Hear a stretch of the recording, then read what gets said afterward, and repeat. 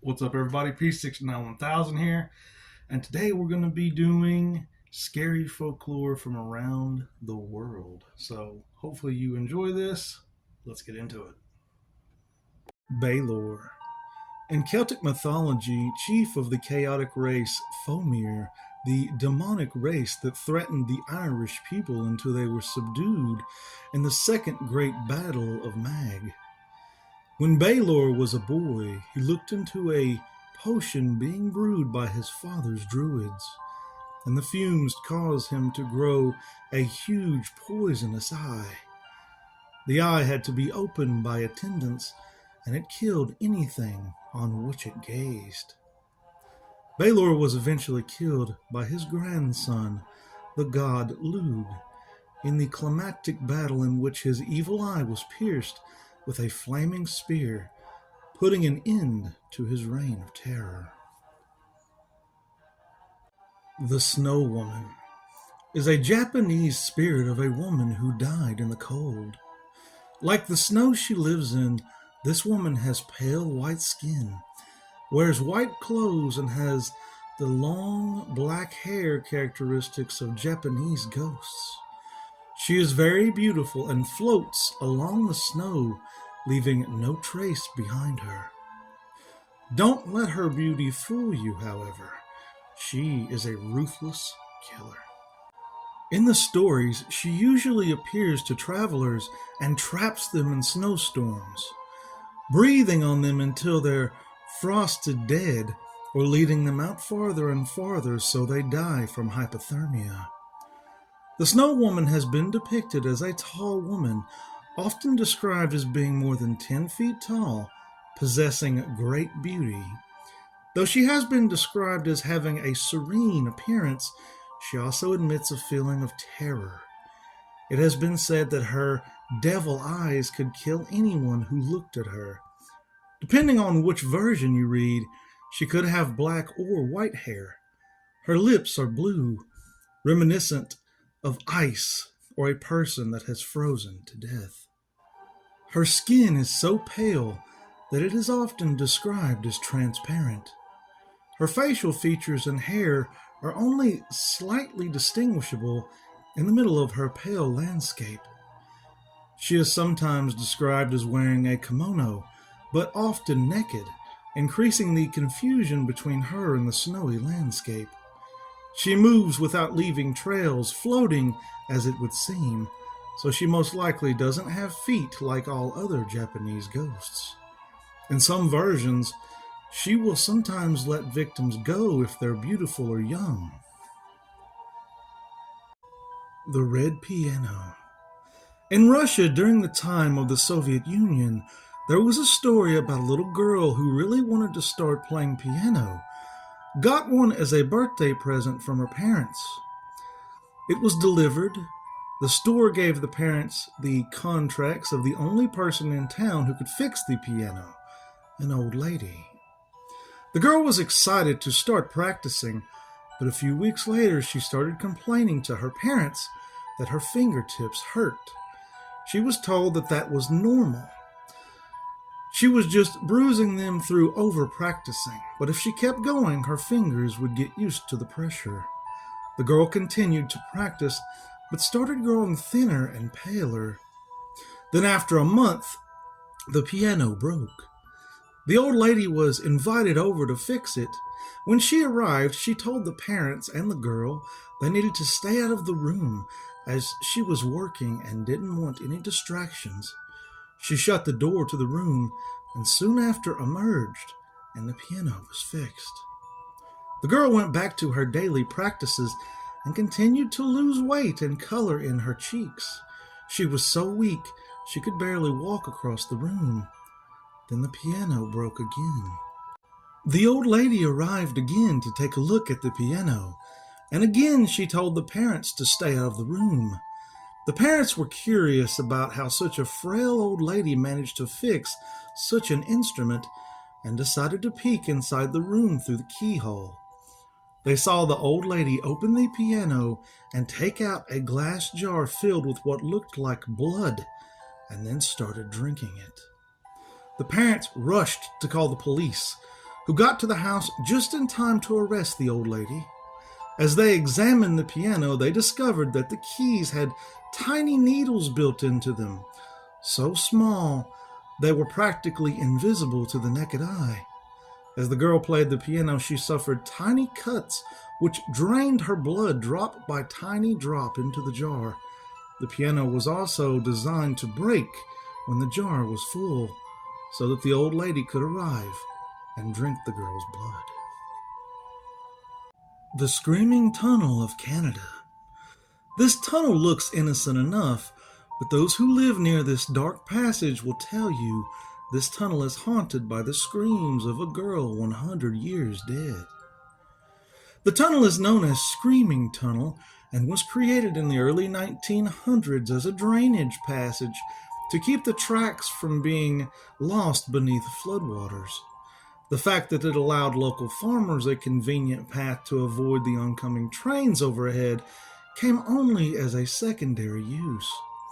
Made from 125 feet of limestone bricks, the tunnel took on a haunted air early in its existence as moss and algae took hold of the porous stones. Given its eerie look, it is no wonder that the simple tunnel became home to its own legend. According to one version of the story, a local farm near the tunnel caught fire one night, and a young girl ran screaming from the blaze, hair and clothes on fire. Before she could find help, the girl collapsed right in the middle of the tunnel, perishing from her burns. Assumedly, this was not quite grisly enough for the modern audiences, so another version of the story has also appeared in which the young girl is burnt to death in the tunnel by her father, who was mad with rage. The Cha Claw is a legend from Thailand, described as a cat with blood-red eyes and completely black fur that runs from back to front. The Cha Claw is described as nocturnal and so fearful of humans that it will immediately hide in its hole in the ground if it encounters a human. It is said that if a person were to see it or touch it, they would die. Sorcerers were said to use the Cha Claw to defeat their enemies. The Catseath is a legendary feline from Celtic mythology. They are said to be the size of dogs with black fur and a white spot on their chest. It is said that these creatures walk on all four legs and act like animals when in the presence of humans, but then they shift to bipedal walking when humans aren't around. Some are even described as wearing clothes. Samhain, the Gallic festival that later evolved into Halloween, was a particularly important time for the Catseath. It was believed that during Samhain, the veil between the living and the dead was the thinnest, allowing the Catseath to cross over and roam the earth. People would leave out saucers of milk to appease the Catseath, hoping to receive its blessing. Those who did not offer milk risked being cursed, having their cow's milk dry up. Another fascinating aspect of the Catseath lore involves the Scottish wake rituals. It was believed that the Catseath would steal the soul of the deceased before it was claimed by the gods. To prevent this, families would engage in various rituals to distract the Catseath, including playing games, making a racket, and even catnapping, watching over the body until it was safely buried. In most of the myths surrounding the Catseaths, they are indistinguishable from regular cats until they are caught standing upright. La Llorona, or the Weeping Woman, is a legendary figure deeply rooted in the folklore of Latin America. Her origins are as varied as the cultures that have embraced her story, but she is most familiar to the Spanish-speaking communities throughout the United States and Mexico. According to the legend, La Llorona was once a beautiful woman named Maria. In many variations of the tale, Maria's husband was an unfaithful or abusive man who treated their two sons more affectionately than he did his wife. Other retellings say that her husband may have left her for a wealthier or lighter skinned woman. Out of jealousy and rage, or even despair, she is said to have lured her sons to a nearby river and drowned them before drowning herself after realizing what she had done. In another version, Maria's neglected sons drowned accidentally while she was carrying on with a gentleman caller. Forever after, Maria's ghost, now La Llorona, is forced to wander the earth, searching for her lost sons. She can be identified by her loud, wailing cries. When some people encounter her, she warns them away from bad behavior, or she kidnaps them, and they are never seen again.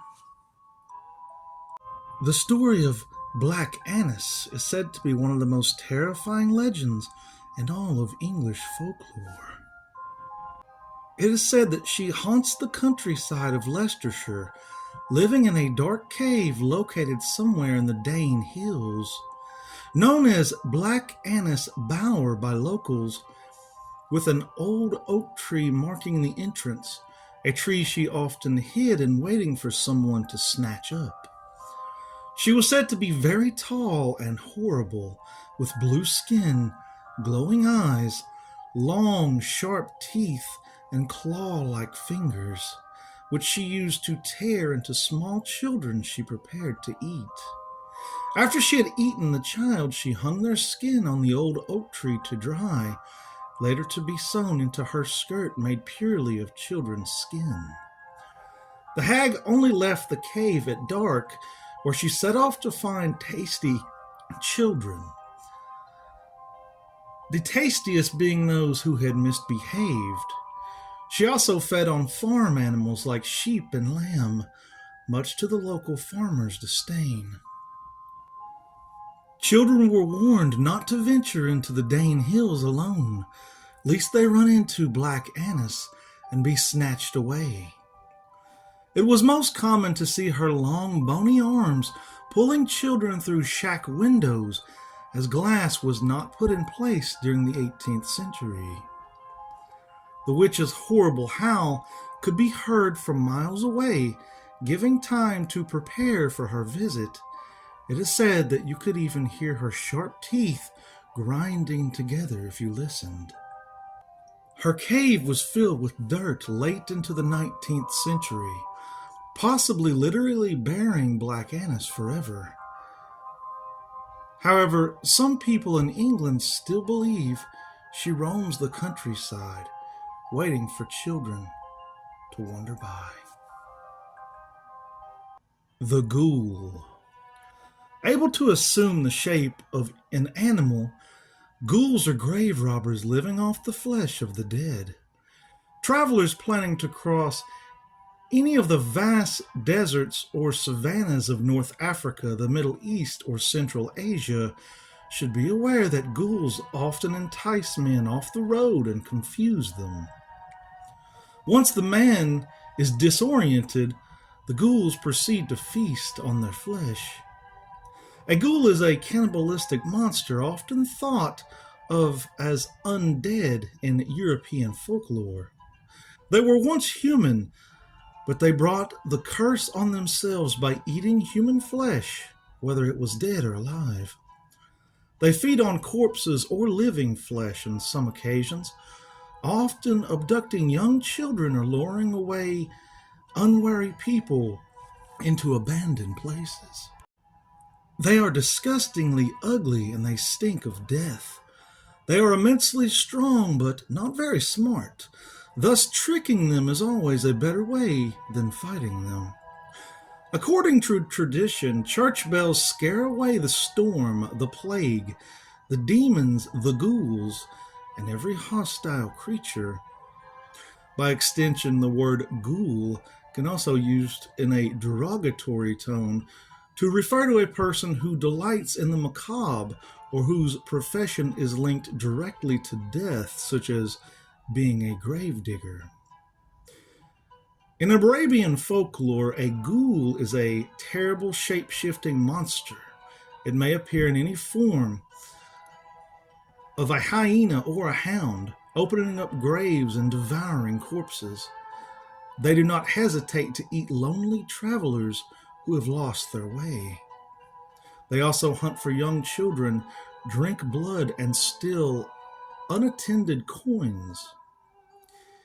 In Arabic, the term is sometimes also used to describe a greedy or gluttonous individual. P691,000 here. That was scary folklore from all around the world. So many good stories in this video. I really hope you all enjoy them. I liked all of them, but I really liked the story of the red piano. I had never heard that before, and I thought that was a pretty creepy little tale. So I hope you all have a great day. Be safe out there. Peace, love. I love you all. And watch out for the Snow Woman of Japan.